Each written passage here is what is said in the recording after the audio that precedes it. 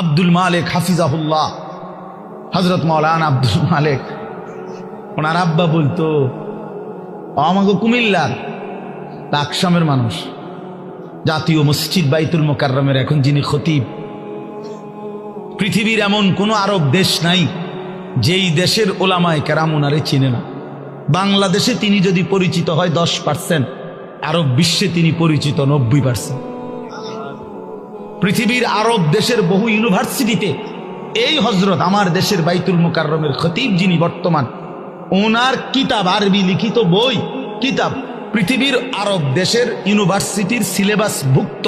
আল্লাহর কসম, আল মাদখাল উসুলে হাদিসের এক কিতাব সারা পৃথিবী পড়ে, এত সুন্দর, এত জামে, মানে উসুলে হাদিসের কিতাব আর পৃথিবীতে নাই।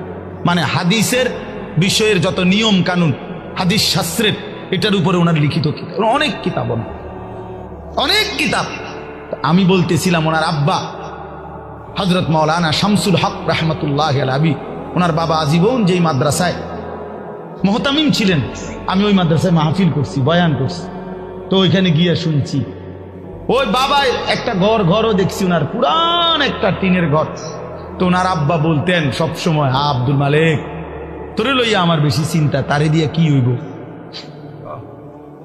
তারে দিয়া কি হইব, মানে তে কেমনে চলবো ভবিষ্যতে।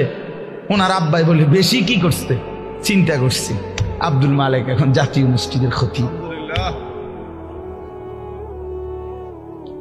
এই জন্য দোস্ত বন্ধু, ইনশাআল্লাহ ইসলামের বিজয় হবে, আগামীর সময় কালেমার বিজয় হবে, কালেমার বিজয়।